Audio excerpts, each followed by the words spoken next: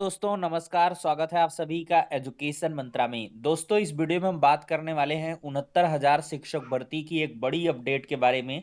और साथ ही साथ दोस्तों 20,000 पदों पर नई भर्ती का ऐलान हुआ है और यूपी में जल्द लागू होने वाली है यूपीएस स्कीम।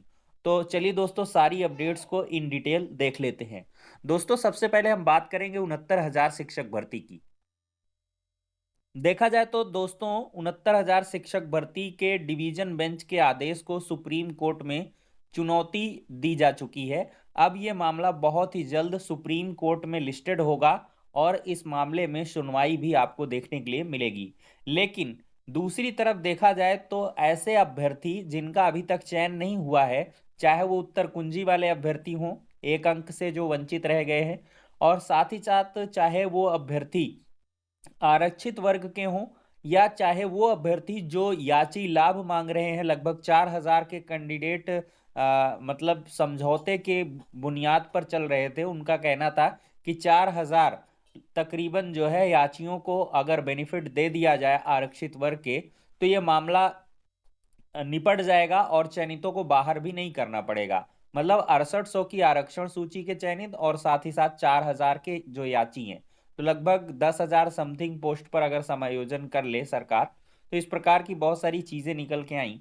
तो यहाँ पर लगातार जो आरक्षित वर्ग के या जो भी हैं उनका चयन नहीं हो रहा है, तो उन्होंने लगातार धरना प्रदर्शन किया हुआ है। लेकिन एक बड़ी खबर अब धरना स्थल से आ रही है, देखते हैं। देखिए दोस्तों, देर रात धरना स्थल से उठाए गए अभ्यर्थी। निषादगंज स्थित बेसिक शिक्षा निदेशालय के बाहर मंगलवार से 69,000 शिक्षक भर्ती अभ्यर्थियों का धरना जारी है। अभ्यर्थी अपनी मांगों के समर्थन में देर रात तक धरने पर बैठे रहे। बारिश व अन्य समस्याओं को देखते हुए पुलिस ने सख्ती की। बस से सभी को बादशाह नगर स्टेशन पहुंचाया, जहां अभ्यर्थी रात भर रहे। वहीं सुबह फिर से अभ्यर्थी धरना स्थल पर पहुंच गए। अभ्यर्थियों की मांग है कि उन्हें शांतिपूर्ण धरना करने दिया जाए। हालांकि देर शाम अभ्यर्थियों ने शिक्षा महानिदेशक कंचन वर्मा से मुलाकात की। प्रदर्शन में शामिल फतेहपुर निवासी सारिका चौरसिया की अचानक तबीयत खराब हो गई। सहयोगियों की मदद से उन्हें सिविल अस्पताल में भर्ती कराया गया। उपचार के बाद अन्य महिला अभ्यर्थियों के साथ सारिका को केडी धर्मशाला भेज दिया गया। तो दोस्तों देख रहे हैं कि धरना स्थल पर लगातार अभ्यर्थी डटे हुए हैं। उनको उठाया भी जाता है देर रात की कोई दिक्कत ना हो, किसी के साथ कोई समस्या ना हो। लेकिन अभ्यर्थियों का कुल मिलाकर यही कहना है कि जब तक चयन सूची नहीं आ जाएगी लगातार धरना प्रदर्शन जारी रखेंगे और शांतिपूर्ण ढंग से धरना प्रदर्शन करेंगे। दोस्तों आप में से बहुत सारे अभ्यर्थियों के कमेंट आते हैं कि ओबीसी और एससी वर्ग के जो भी अभ्यर्थी हैं उनका कितने गुणांक तक सिलेक्शन हो सकता है।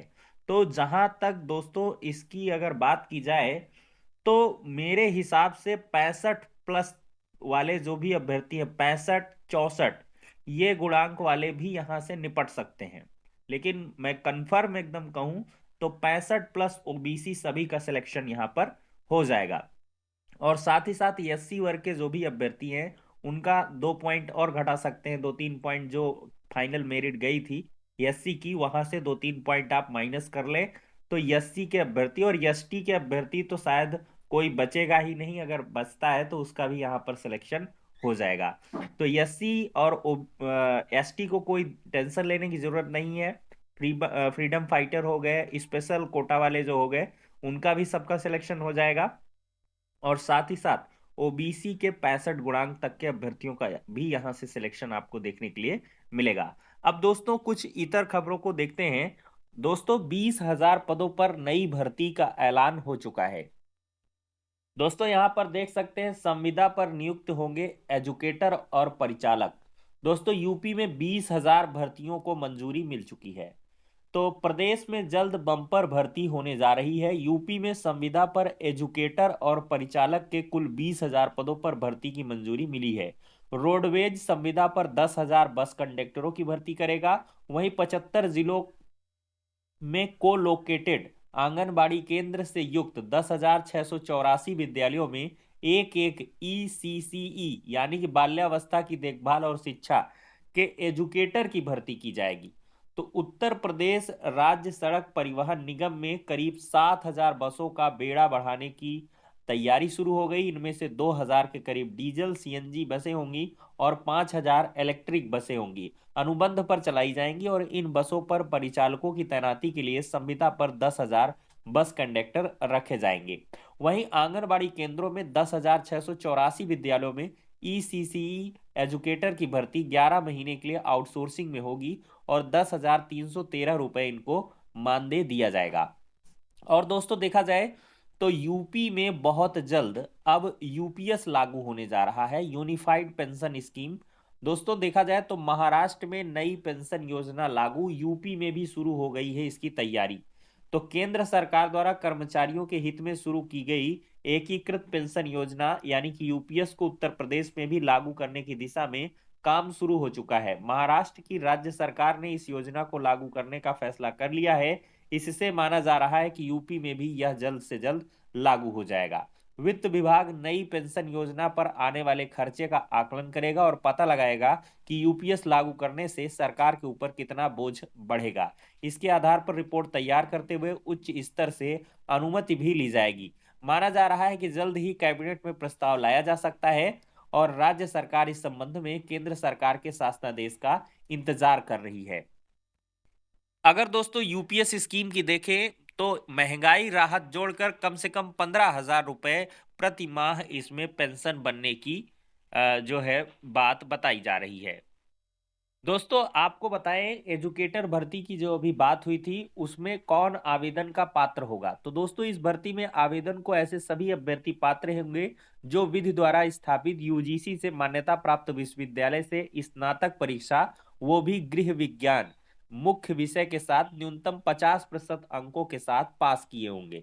मतलब आपके पास ग्रेजुएशन की डिग्री हो और साथ ही साथ मिनिमम आपने होम साइंस में 50% अंक पाए हो तो आपका सिलेक्शन होगा।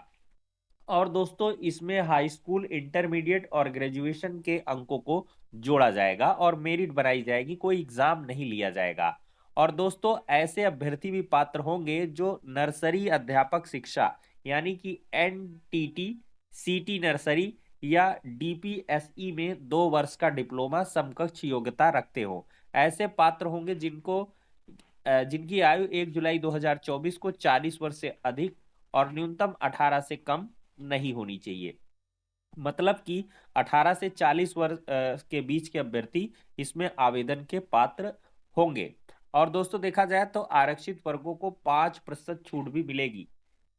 ठीक है, 50% न्यूनतम अंक की जगह अगर आरक्षित वर्ग है तो उसको 45% न्यूनतम अंक में भी मतलब आवेदन का वो पात्र रहेगा। तो अच्छी भर्ती है, एक तरीके से शिक्षा मित्र जैसी वैकेंसी है और छोटे बच्चे को पढ़ाना होगा। तो अगर किसी के पास क्वालिफिकेशन है तो जरूर इसके लिए आवेदन कर सकते हैं। तो फिलहाल के लिए दोस्तों ये हो गया आज का इंपॉर्टेंट वीडियो, नेक्स्ट में मिलते हैं।